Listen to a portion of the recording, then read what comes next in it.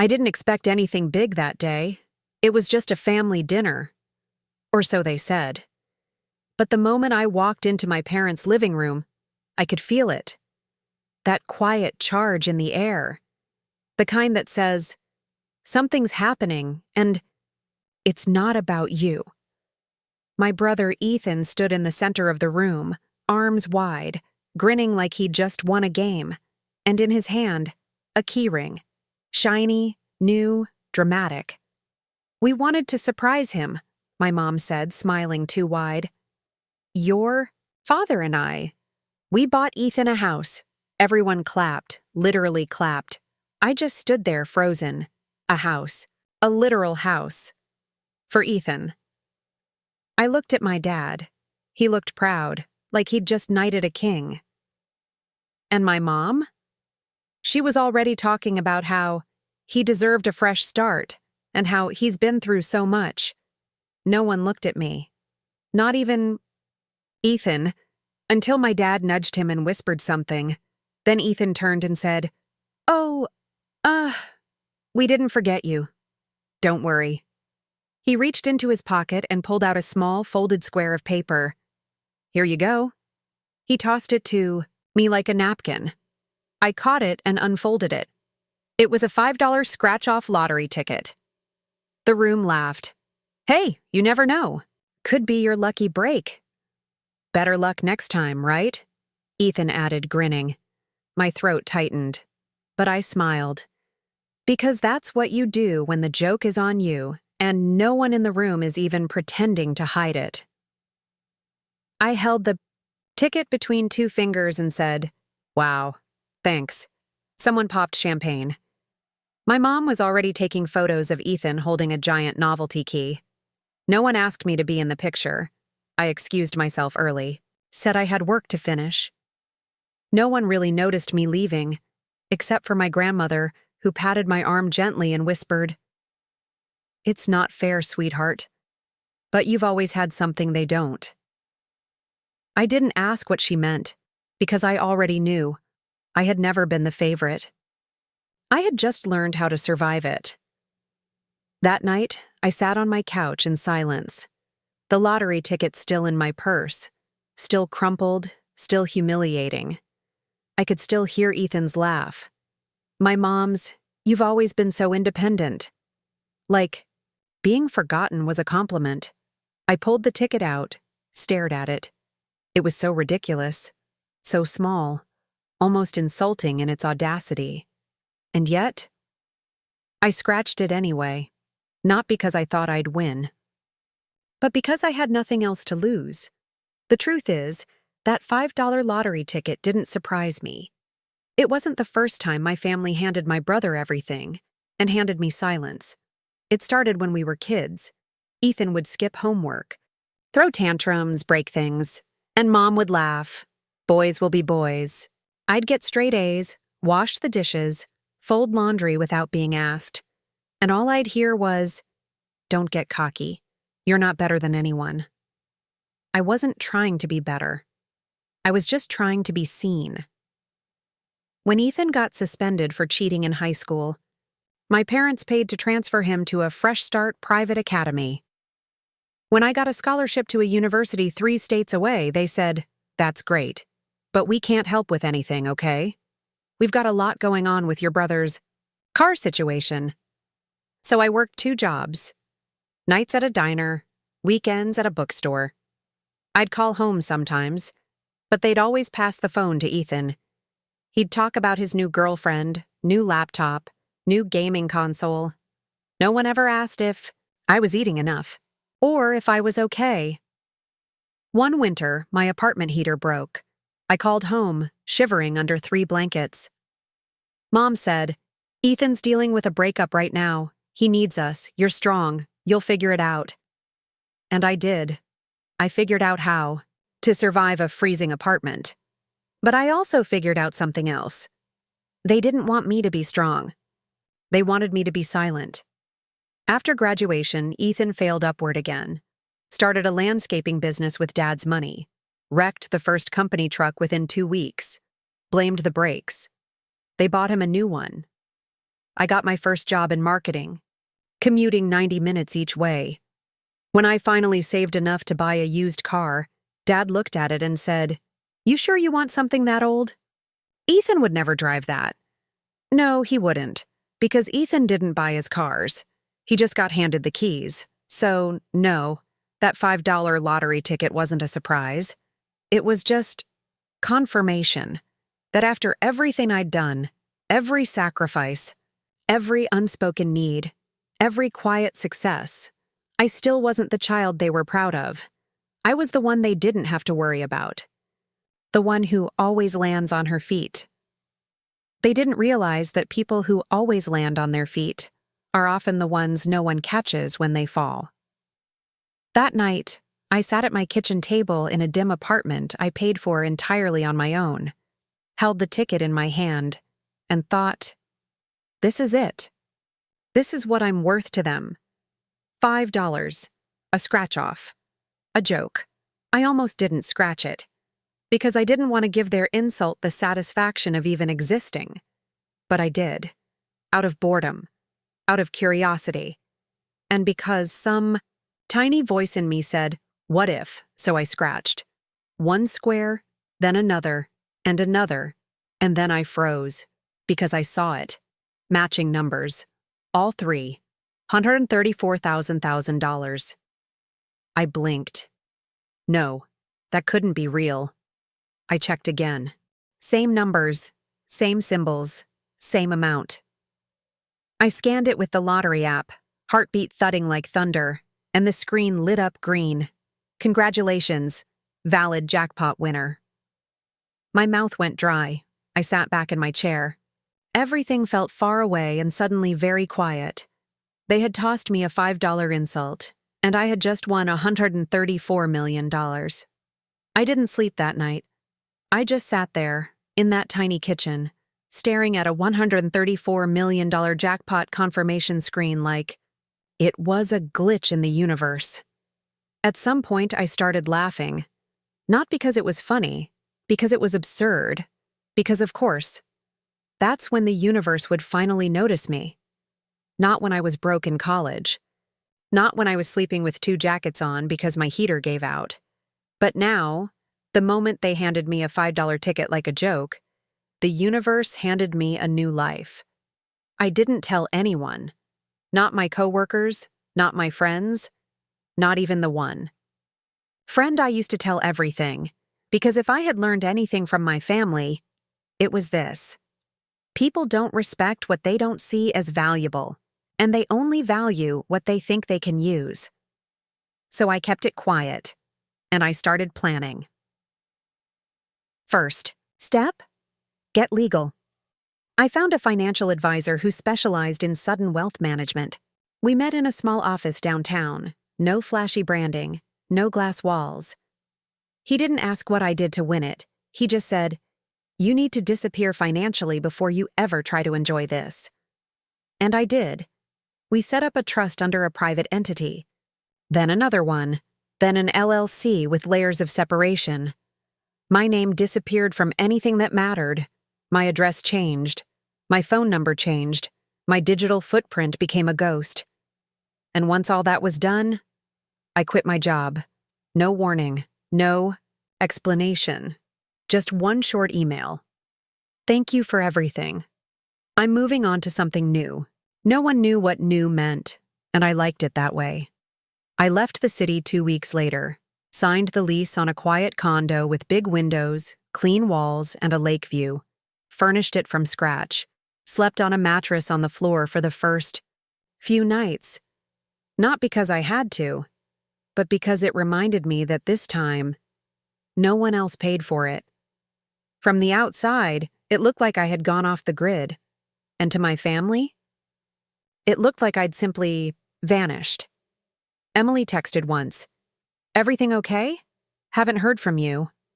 Mom messaged, "Ethan said you didn't respond to the housewarming invite. Are you mad?" And then, "We hope you're not being dramatic about the ticket. It was just a joke." No one apologized. No one asked how I was, because they weren't worried about me. They were worried that their strong one had finally stopped playing along. I didn't reply. But I screenshotted every message because I knew what was coming, and I knew I was going to be ready. With my lawyer's help, I made my first donation, $500,000, anonymously, to the women's shelter I used to volunteer at during college. Then a private $2 million endowment to a community education program that helped working students finish school debt-free. No press release. No interviews. Just silent restoration. One life at a time. For the first time in my life, I had power. Not the kind you flash, the kind you protect. The kind you grow quietly, like a seed no one knows exists. Until one day, it's a forest that casts shadows over everyone who once looked down on you. They had handed me a joke, and I had turned it into something sacred, something that no one could take, something they would never be invited into. 3 months passed. No updates, no photos, no visits, and they noticed. At first, it was subtle, a missed birthday party, an ignored group chat, a silence that felt too intentional to be accidental. Then the messages started shifting. Emily. Hey, just checking in. Haven't heard from you since Ethan's housewarming. Mom. Are you okay? We're starting to worry. Dad. Look, if this is about the ticket thing, it was just a joke. Don't be so sensitive. And finally, from Ethan. You're being weird. If you're upset, say it. Otherwise, get over it. I didn't reply to any of them. I had vanished, not physically, but emotionally, quietly, completely. They didn't know where I live now. Didn't know I'd changed my number. Didn't know my email had autoresponders rerouting everything to a private assistant. I hadn't gone off the grid, I'd gone off their grid.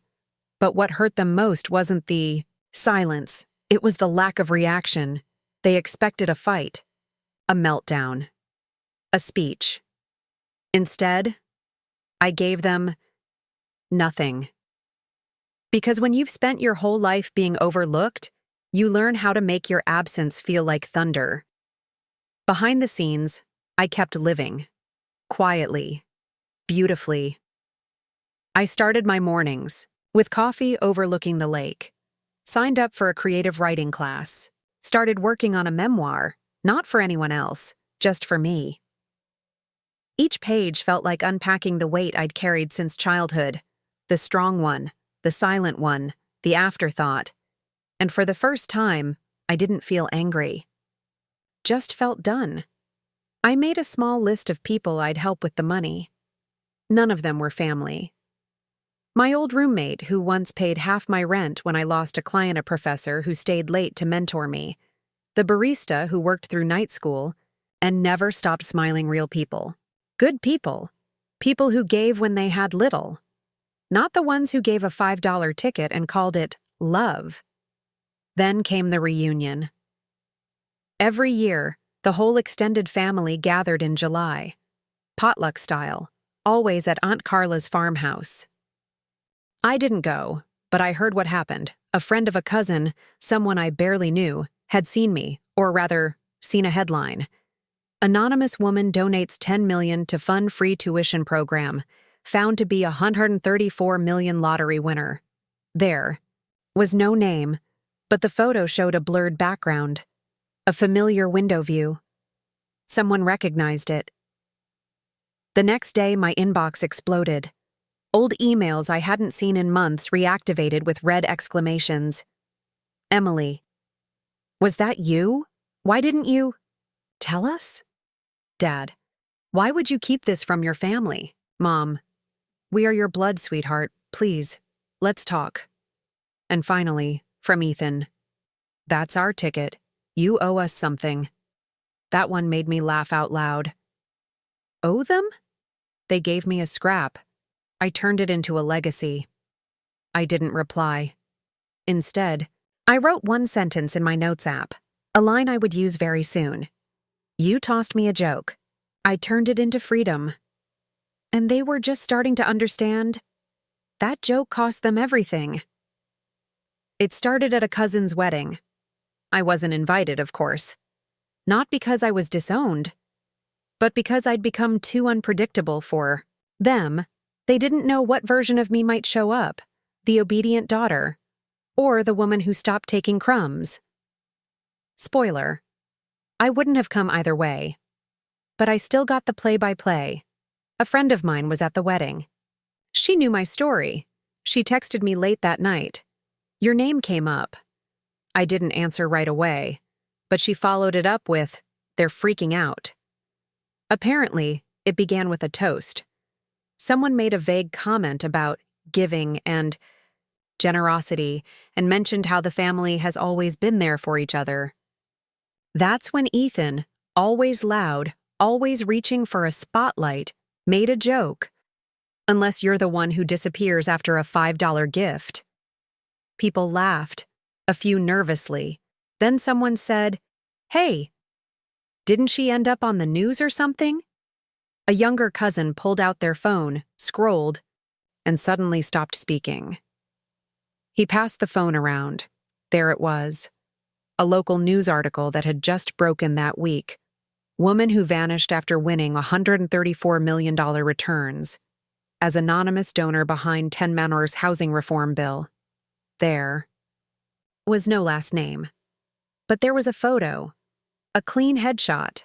Blurred background. Framed in natural light. It wasn't dramatic. Just professional. Just real. But it was enough. The table went quiet. Ethan took the phone, stared at it, and reportedly whispered, "There's no way." Then someone else chimed in. "It says she won from a scratcher ticket. You don't think?" That's when my mom stood up, face pale, hands shaking. She took the phone, read the article in silence, and then left the table without saying a word. She didn't cry, because crying requires understanding. And she still didn't understand what she'd done. But Dad? He asked a question out loud that froze the entire room. Did we actually give away $134 million?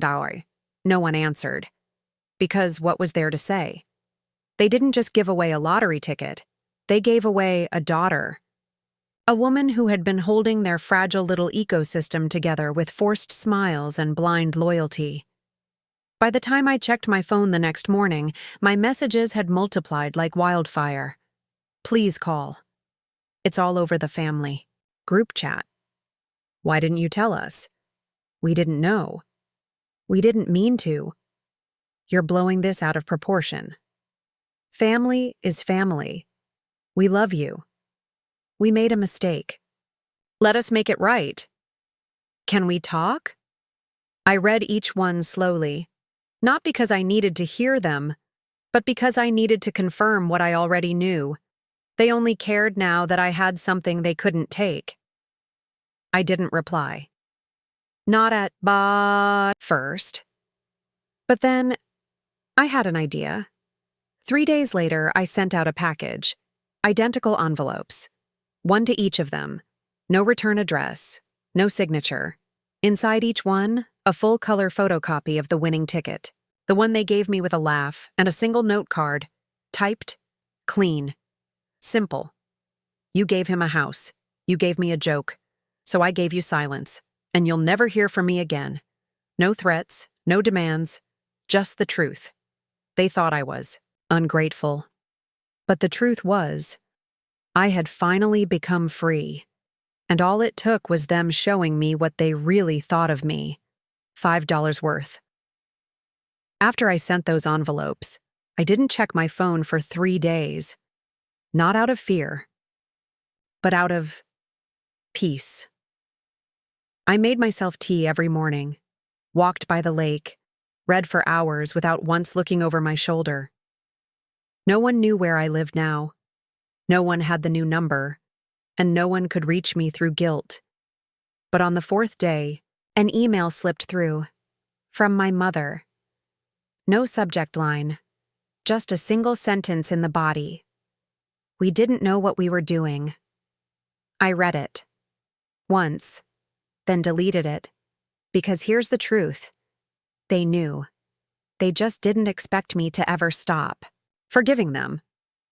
I used to think being the strong one meant being the one who stayed, the one who showed up, who made the calls, who brought the extra gift, even when no one remembered her birthday. But now I know. Being strong isn't about staying. It's about walking away and not checking to see if they noticed. Since then, my life has been quiet and rich, not just in dollars, but in decisions. I chose to invest in communities that reminded me of myself. Young girls who are told to smile when it hurts, who work twice as hard and get half the credit, who bring their own chairs to tables where no one made room for them. I funded scholarships, housing, recovery centers, all anonymously, not because I needed credit, but because I knew what it felt like to need help and be handed a joke instead. And the ticket?